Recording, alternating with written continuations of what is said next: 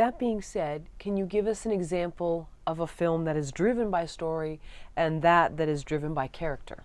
No, because character is story, as I said before. What is a character other than what she does and what she says? Okay. I have a friend who is a TV writer, and he has a partner, a writing partner. They collaborate.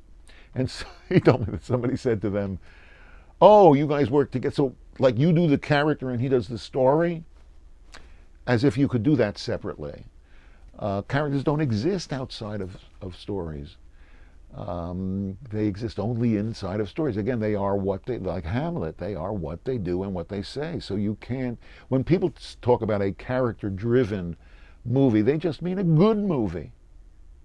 Okay. How about plot? Driven by plot? Let me just point out to you how many movies and plays and great classics are just the name of the protagonist, of the main character. For example, Hamlet, King Lear, Macbeth, Romeo and Juliet, Julius Caesar. That's just, how about go back to the Greeks? Medea, Oedipus.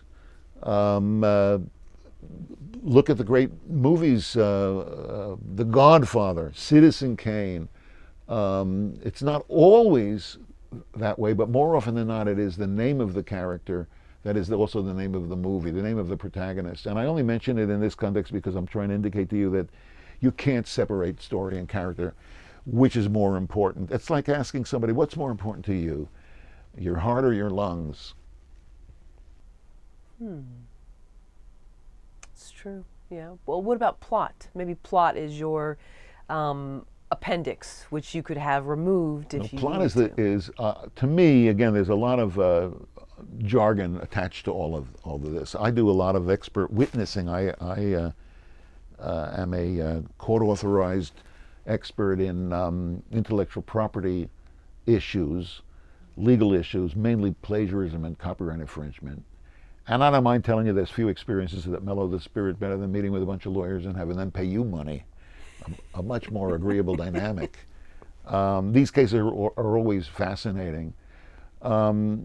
Sometimes in the law they refer to separately to plot and something they call sequence of events. But to me, plot and sequence is the sequence of events, is the story. Plot, sequence of events, story, these are synonyms, at least in lay terms, you know, just and it's the most important thing and the hardest, and the most difficult, the most elusive thing to achieve is a good story.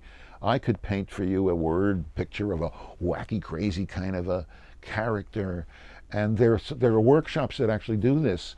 You just invent characters, and you talk about what kind of a tree she would be if she were a tree, and what kind of candy bar she would eat if she ate a candy bar.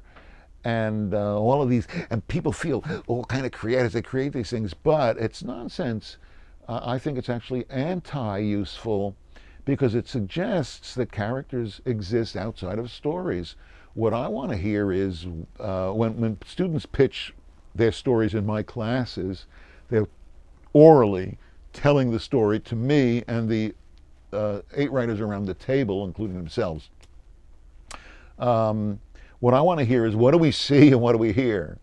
I don't want to hear that Harry enters. He's had a job years ago when he worked. They never got along with his mother.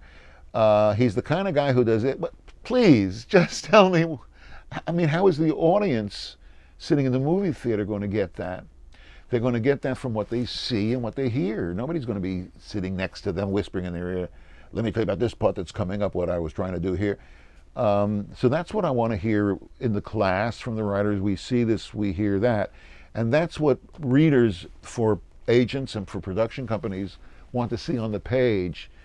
We see this, we hear that. That's all there is. And everything else has to come out of that.